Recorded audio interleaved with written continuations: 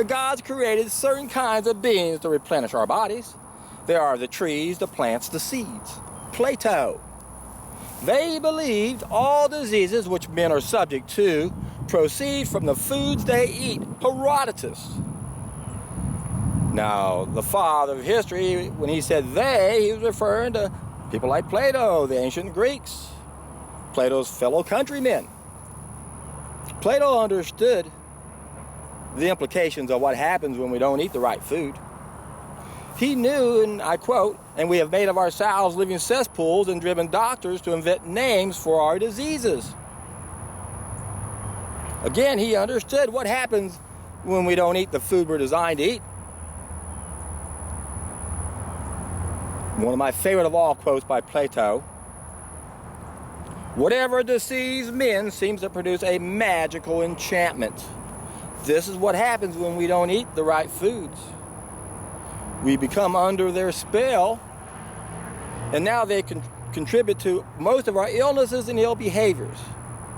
Plato went on to say, "I fast for physical and mental efficiency." He knew to take a solid food vacation, especially when you're not eating food you're biologically adapted to eat. Again, all diseases which we are subject to, as well as ill behaviors, proceed from the foods we eat. We are what we eat, and it's so simple, it's mind-boggling, we can't figure that out. And never before in the history of mankind is there a time for us to figure that message out, because it ties into everything that's going on this planet right now. All diseases, folks, that includes the colds and the flus and the heart diseases and the cancer and the diabetes and the arthritis.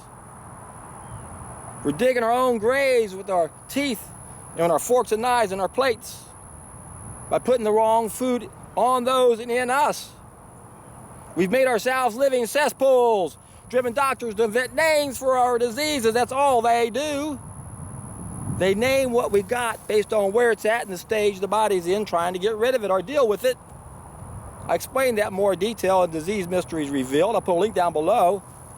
We got 2 short-term self-limited diseases like colds and flus and pneumonia, things like that. 4 long-term stages of disease, where the first 2 stages, the body's trying to get rid of something that doesn't belong inside there. The last 2 stages, the body's trying to protect itself. It's not complicated. Again, way back then they knew, Hippocrates knew. Diseases are crises of purification of toxic elimination from what? Eating the wrong food. They're not the fruit trees, they're not the veggies, they're not the nuts and the seeds. If we're not eating those, we're going to drive doctors to invent names for all those symptoms we got. Oh, you've got this symptom, you got this symptom. Remember, folks, it's a magic act, cause and effect. The way we're being tricked is not to understand the cause of disease, and only to focus on the effect, and we're going to name that effect and give the illusion that now it's an entity. Now there's a war going on. We got to fight that cancer. We got to fight that diabetes. No. Disease is not an entity. It's a bodily process. It's no different than the story of this zoo that acquired a snake, and reptiles can go for a year or so without eating, being cold-blooded. And after this zoo had the snake for about a year or so, the snake finally said, "I'm hungry now. Nothing else to eat, but I'll eat this blanket." Several days later, after the snake figured out I can't digest this thing, it refunded it, threw it back up. Now the question is, did the blanket act on the snake, or did the snake act on the blanket? Diseases are bodily processes. When you throw up, something's inside there that doesn't belong there, trying to get rid of it. When you have diarrhea, same thing, the body's trying to get rid of it. Same thing when we get the inflammations, and the ulcerations, and the indurations, and the tumors, the cysts, the fibroids, nodules, calcifications. It's the same thing, folks. These are body-initiated to deal with things inside of us that don't belong there. Once again, I explained that in much more detail in Disease Mysteries Revealed, and I explain what our species-specific diet is and what is the healthiest diet for humans. I'll put links down below. They'll be at the end of the video also.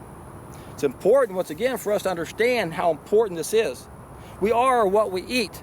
The mess we're in right now is because of what we eat. The ultimate solution to get out of the mess we're in right now is to stop eating the crap we're eating now.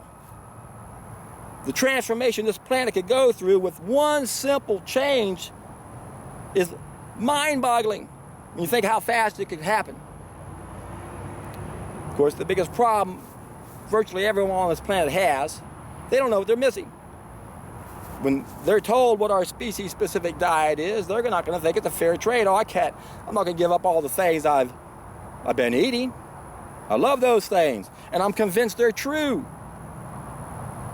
Hardly a day goes by where I don't have someone trying to convince me that there's a reason why we need to eat the things we're not supposed to eat.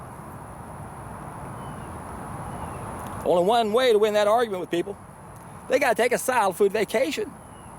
When you stop making 5 main mistakes that I've identified, and I explained that in my video, What is the Healthiest Diet for Humans?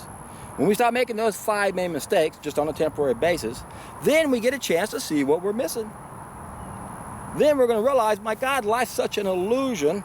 Now I understand this concept of becoming enlightened.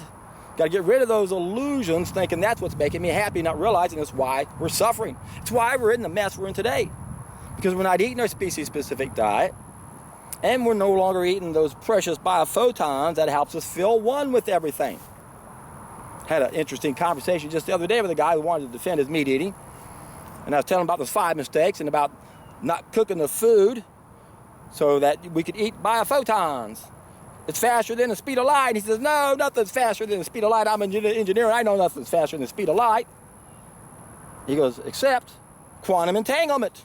And I said, exactly, that's what biophotons are all about. How do you think there's the ability for things to communicate on a vast distance? Quantum physicists have concluded there's only one possibility. There's got to be something faster than the speed of light. It's these biophotons that are only inside living things. So when we cook it, it's no longer living. There are no more biophotons. It's why we suffer on our planet. I call it hypoheliosis, at abnormally low biophoton level. According to Dr. Fritz Albert Popp, we humans are born at 4 to 3,000 biophotons, and because we're eating such horrible foods, especially cooking them, we're around 1,000 to 23,000. We should be around 83,000 biophotons. So to have 6 strong senses, we got 5 and just a little fraction over here. We're not coming close to behaving the way we're supposed to, because we're senseless. Our brains are stuck in our taste buds. Out of those 5 senses we think we have a 6th sense, and right now our taste buds are winning out over these biophotons, our 6th sense, our spidey sense. The thing that should make us wake up from this nightmare. There's only one way to wake up from this nightmare. It's got to be to get reconnected. It's got to be to stop cooking those damn foods you're eating, you fool. Eat those living biophotons. Eat your species-specific diet. Watch the transformation you go through. Read the comments on my YouTube channel. Look at the people all around the world doing this. There's a reason why people embrace this message. There's also a reason why people fall away from it. As long as the crowd's going the wrong direction, it's really hard not to just glide with the stream with it, isn't it? It's hard to break away. You got to be strong and realize you don't want to go the same direction most people are going on when it comes to most matters on this planet, because we've been going the wrong way on so many levels for so long. It's time to jump ship. Start going the other direction. That's what our species-specific diet can do for us. That's what eating those biophotons can do for us. And I know how hard it is to get you guys to say, okay, I'll eat fruits and vegetables, nuts and seeds, and that's it. Take that solid food vacation first, folks. That opens up your mind, because then you see what you're missing. And when you finally see what you're missing, you know what happens, don't you? You have a brand new reference. And, ow! That, my friends, is a treat.